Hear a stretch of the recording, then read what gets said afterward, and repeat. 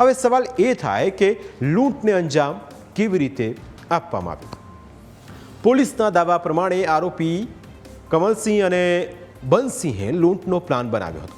બંસિંહે દિનેશની Bolero car ભાડે કરી હતી, જેમાં ડ્રાઈવર તરીકે શૈતાનને સાથે લેવામાં આવ્યો હતો। આ પછી તમામ 8 આરોપીઓ બોલેરો કારમાં ગુજરાતમાં આવી લૂંટના આગલા દિવસે રાજકોટ જિલ્લાના શાપર ગામે પહોંચ્યા હતા, જ્યાં તેમણે રેકી કરી હતી। ત્યારબાદ તમામ આરોપીઓ ત્યાં જ આસપાસ કોઈ જગ્યાએ રોકાયા હતા અને બીજા દિવસે એટલે કે લૂંટના દિવસે 19મી તારીખે પ્રથમ 3 આરોપી કમલસિંહ, સુલસુલા અને વિઝન સવારથી શાપર આવી ગયા હતા અને દિવસ દરમિયાન આસપાસના વિસ્તારની રેકી કરી હતી, જ્યારે બાકીના 5 આરોપીઓ રાત્રે શાપર આવ્યા હતા, જેમાં દિનેશ અને શૈતાન બોલેરો કાર લઈ રાજકોટ અમદાવાદ હાઈવે પર એરપોર્ટ નજીક ઊભા રહી ગયા હતા।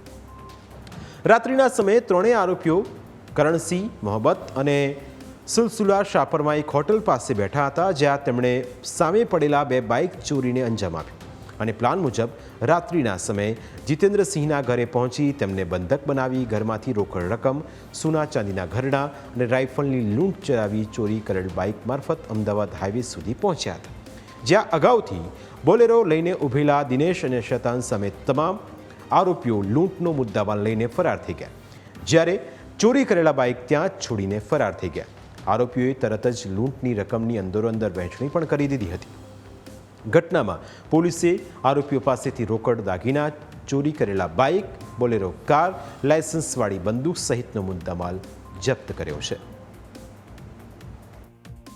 થાળમાં જે મુદ્દામાલ જે રોકડ રકમ ગયેલી હતી એ રોકડ રકમ પૈકી જે છે 43,18,500 રૂપિયા જે છે આરોપી પાસે રિકવર કરવામાં આવેલા છે।